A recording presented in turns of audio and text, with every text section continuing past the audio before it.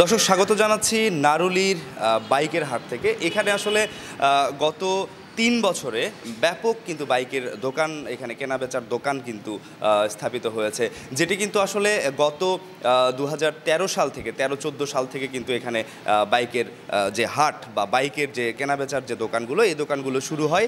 তবে গত ৩ বছরে কিন্তু এখানে বাইকের এই দোকানগুলো কিন্তু বৃদ্ধি পায়।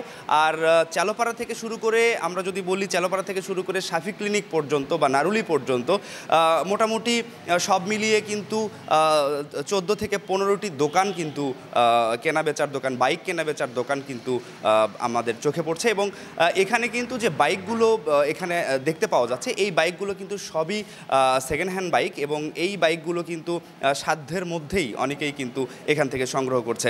আর এই বাইকগুলো কিন্তু শুধুমাত্র যে দেশের বগুড়া জেলার ক্রেতারাই সংগ্রহ করছে তা কিন্তু নয়, দেশের বিভিন্ন প্রান্ত থেকে কিন্তু এখানে ক্রেতারা আসছে এবং এখানে এসে কিন্তু বাইক ক্রয় করছে।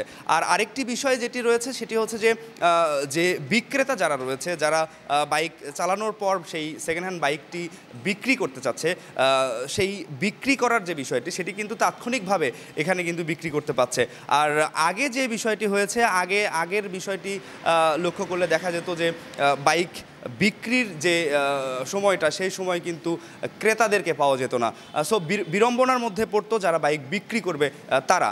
এখন কিন্তু এই দোকানগুলো হওয়ার ফলে যেটা হয়েছে যে এখানে কিন্তু খুব সহজে যারা সেকেন্ড হ্যান্ড বাইক বিক্রি করতে চায় তারা কিন্তু এখানে আসলেই খুব সহজে কিন্তু একদিনের মধ্যেই বাইকটি বিক্রি করতে পারছে। তো আমরা একটু দোকানের কাছে জানতে চাইবো, এখানে যে দোকানে আছে তার কাছে জানতে চাইবো যে এখানে যে বাইকগুলো রয়েছে এই বাইকের দাম কেমন, আর এই বাইকগুলো আসলে কোত্থেকে আমদানি হয় বা কিভাবে এই বাইকগুলো সংগ্রহ করা হয়, আর এখানে যে ক্রেতা যারা আছে সো সেই ক্রেতাগুলো কি বগুড়ার ক্রেতা নাকি বাইরের ক্রেতা, আমরা এই কথাগুলো একটু দর্শক জানতে চাই এখানে যে বিক্রেতা আছে তার কাছ থেকে।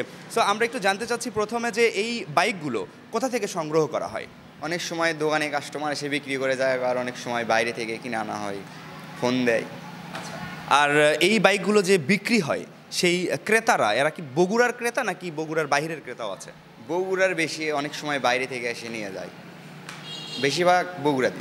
আচ্ছা, তো এই বাইকগুলোর যে দাম, আমরা একটু দামের বিষয়টা যদি আসি, যে কেমন দামের বাইক এখানে আসলে আছে?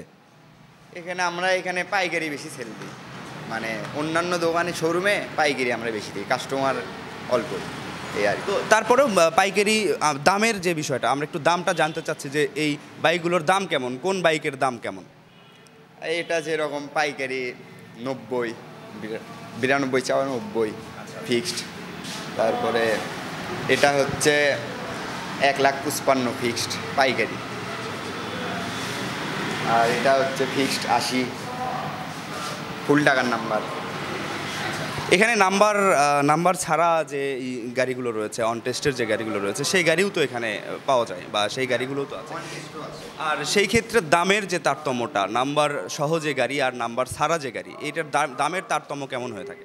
মানে আর কি, যখন বাইরে থেকে কাস্টমার আসে তখন নাম্বার ছাড়া বেশি খুঁজে, কারণ অনেক জায়গায় বগুড়ার নাম্বার ওইরকমভাবে নেয় না, সেই জন্য অন টেস্ট গাড়ি বেশিরভাগ বাইরে যায়।